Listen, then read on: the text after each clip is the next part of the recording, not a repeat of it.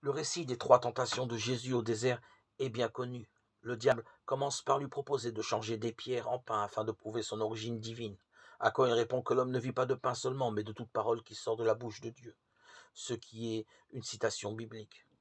Le diable, pas découragé, ce n'est pas son genre, l'emmène alors sur le faîte du temple, d'où l'on domine d'environ 550 mètres de fond la vallée de Cédron,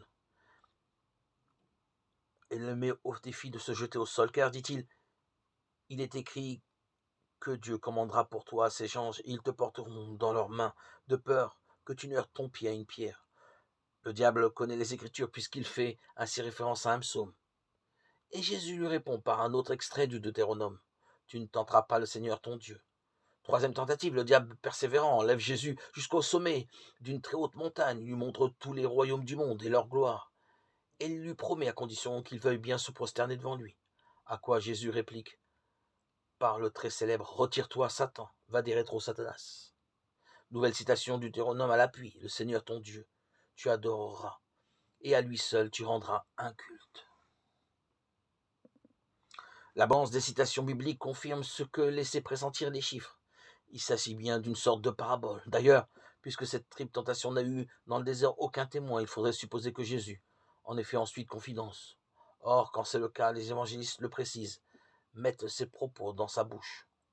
Rien de tel ainsi. Cela signifie-t-il que ce récit rajouté postérieurement comme les évangiles de l'enfance soit absolument dénué de toute base historique? Ce n'est pas certain, car il gêne plutôt qu'il n'aide les disciples de Jésus, qui après la Pâque veulent convertir à leur foi, juifs et païens. Il présente en effet un Dieu soumis à la tentation par le diable, comme le premier mécréant venu.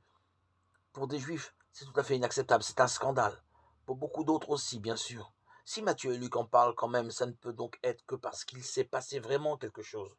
Ce que l'évangile de Marc confirme d'une phrase, et il fut tenté par Satan. Et parce qu'ils veulent insister sur la nature humaine de Jésus.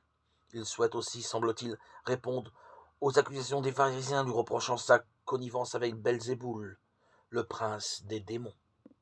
Enfin, il s'agit pour eux d'éclairer ce qui va suivre, comme dans une préface. Voilà ce que Jésus ne veut pas être, ne doit pas être.